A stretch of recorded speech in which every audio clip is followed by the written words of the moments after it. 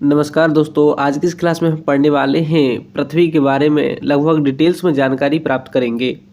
जैसा कि दोस्तों आपको पता ही होगा कि इससे पहले मैंने दोस्तों आपके लिए जो प्रीवियस क्लास पढ़ाई थी उसमें पृथ्वी की जो संरचना है, जैसे जो भी मंडल पाए जाते हैं, क्षोभ मंडल, समताप मंडल आदि जितने भी लगभग 5 मंडल जो हैं, वो सभी मंडलों के बारे में मैंने प्रीवियस क्लास में आपके लिए पढ़ाया था। यहाँ पर हम सौर मंडल के बारे में समझेंगे और पृथ्वी की लगभग संपूर्ण डिटेल्स के बारे में जानकारी करेंगे।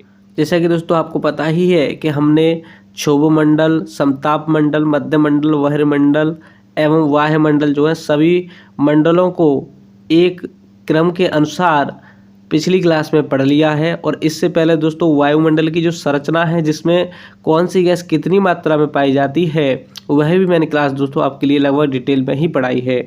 तो यहाँ पर दोस्तों हम सौर मंडल को पढ़ेंगे और सौर मंडल पढ़ने के साथ साथ हम पृथ्वी के बारे में लगभग डिटेल्स में क्लास को इसको पढ़ेंगे। चलिए दोस्तों क्लास को शुरू करते हैं कि पृथ्वी के बारे में हम पढ़ने वाले हैं।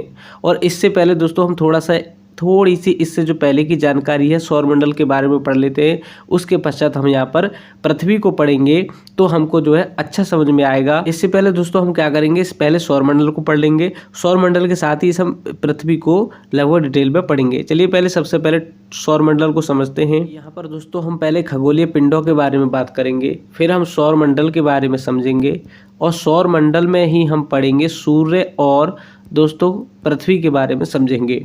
यहाँ पर आप पढ़ सकते हैं दोस्तों, जितने भी जैसे सूर्य है, चंद्रमा है और आदि वे वस्तुएं जो रात के समय आसमान में चमकती हैं खगोलीय पिंड कही जाती हैं। लेकिन सभी जो पिंड होते हैं दोस्तों तारे नहीं होते।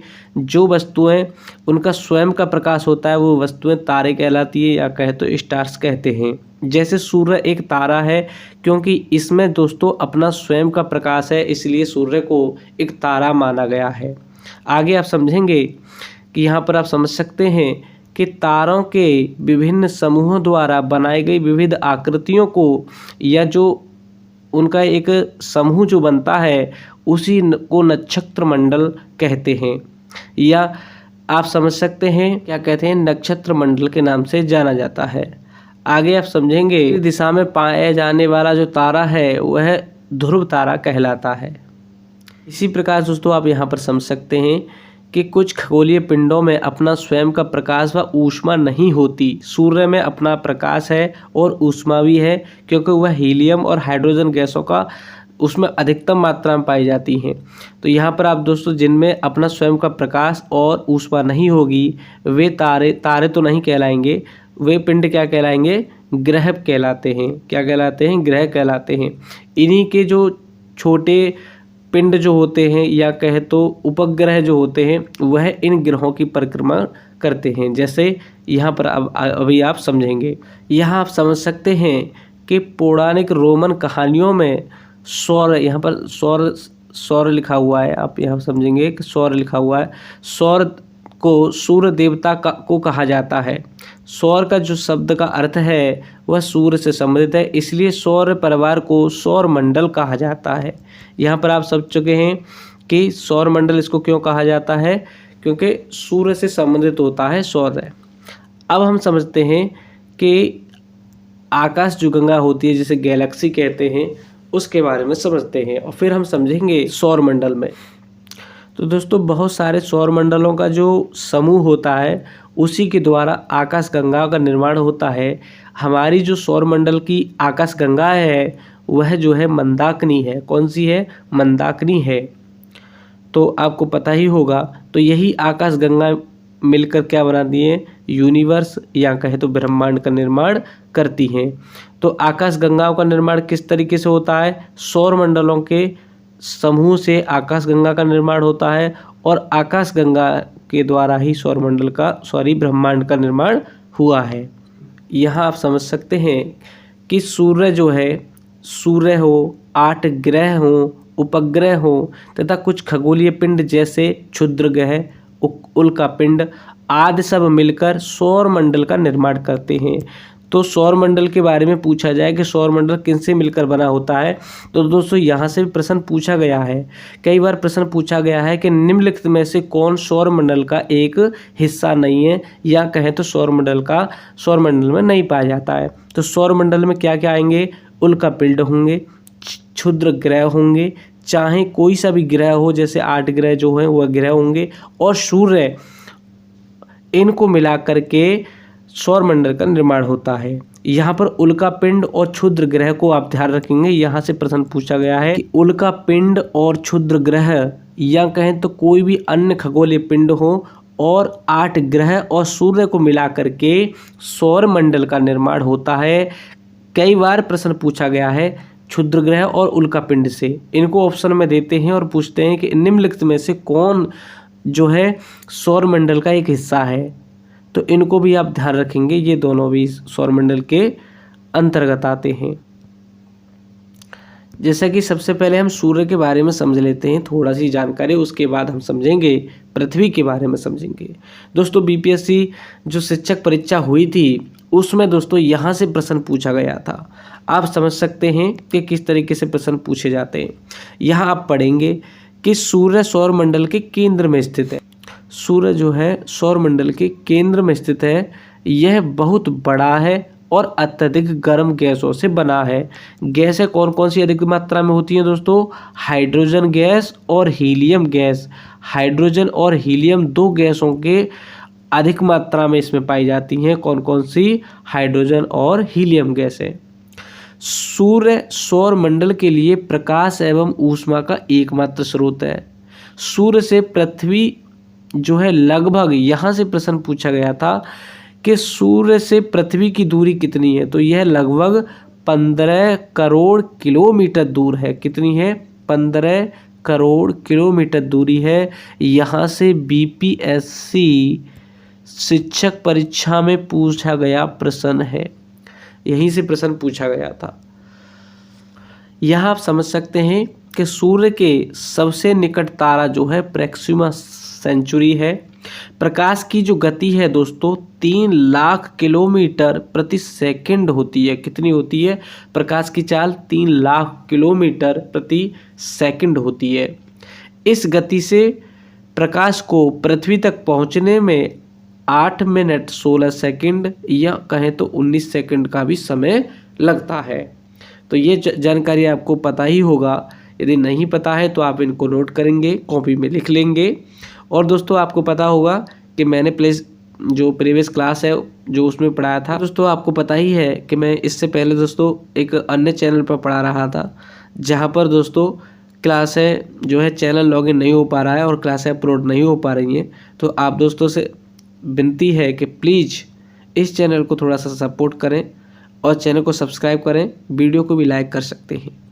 तो आगे भी हम जो भी क्लासें लगभग पढ़ेंगे सभी क्लासों को लगभग डिटेल में ही पढ़ेंगे। चलिए आगे हम समझते हैं पृथ्वी के बारे में। चैनल को सब्सक्राइब नहीं किया है तो प्लीज़ हमारे चैनल को सब्सक्राइब जरूर कर लें, क्योंकि जो भी क्लासें आपके लिए पढ़ाई जाएंगी लगभग डिटेल में ही क्लासें पढ़ाई जाएंगी। तो चलिए दोस्तों क्लास को शुरू करते हैं और यहाँ पर हम पृथ्वी के बारे में समझते हैं और इसी तरीके से अन्य जो क्लास है उनको भी पढ़ेंगे। यहाँ पर आपको पता ही होगा कि सूर्य से दूरी के हिसाब से पृथ्वी जो है तीसरे स्थान पर है। यदि दूरी की बात करें तो तीसरे स्थान पर आती है पृथ्वी, और इसके आकार की बात करें तो सबसे 5वीं बड़ी पृथ्वी आकार में मानी जाती है। कि यह दोस्तों थोड़ी ध्रुवों पर थोड़ी सी चपटी है, एकदम गोलाकार नहीं है ना ही अंडाकार है। यह थोड़ी सी क्या है? चपटी है। कहाँ पर? ध्रुवों पर। ध्रुव कहाँ होते हैं? एक ऊपर साइड में होता है, एक नीचे। यह विषुवत रेखीय लाइन होती है और यहाँ पर दोस्तों ध्रुव होते हैं, उत्तरी ध्रुव और दक्षिणी ध्रुव। तो यहाँ पर दोस्तों थोड़ी सी चपटी है, आप इसको आप जो है ध्यान रखेंगे। आगे आप समझें, यही कारण है कि इसको जो है भू आव कहा जाता है। क्या कहा जाता है? भू आव कहा जाता है। अगला पॉइंट है कि पृथ्वी के पास केवल एक उपग्रह है। जैसे आपको पता है कि बहुत जो ग्रह हैं उनके अलग अलग उपग्रह होते हैं, इसी प्रकार पृथ्वी का केवल एक उपग्रह माना जाता है जो कि चंद्रमा है। कौन सा है? चंद्रमा है। आगे आप समझेंगे कि अंतरिक्ष से देखने पर पृथ्वी नीले रंग की दिखाई पड़ती है। कैसी पड़ती है? नीले रंग की, क्योंकि 2/3 जो सतह है वह पानी से ढकी हुई है। आपको पता ही है कि जैसे ये स्थल भाग है और यहाँ पर अधिकतम हिस्से पर क्या है? जल की मात्रा है, इसलिए यह आसमान से देखने पर नीली दिखाई देती है। और यदि हम चंद्रमा से आकाश को देखेंगे तो हमें काला दिखाई देता है, क्योंकि चंद्रमा पर वायुमंडल नहीं है। कि अंतरिक्ष से देखने पर पृथ्वी नीले रंग की दिखाई पड़ती है, यह मैंने अभी आपके लिए समझाया। आगे आप समझ सकते हैं कि इसलिए इसे नीला ग्रह भी कहा जाता है। क्या कहा जाता है? नीला ग्रह कहा जाता है। पृथ्वी जो है अपने अक्ष पर घूर्ण पूरा करने में 23 घंटे 56 मिनट और 4 सेकंड, लगभग 4 सेकंड माना जाता है। 23 घंटे 56 मिनट लगभग 4 सेकंड का समय लेती है अपने अक्ष पर घूमने में। कितना समय लेती है? 23 घंटे 56 मिनट 4 सेकंड, या कहे तो 4.09 पर सेकंड का समय लेती है।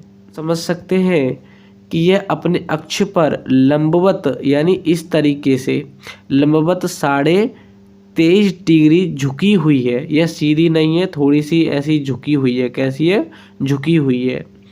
इसके कारण इस पर विभिन्न प्रकार के मौसम आते हैं।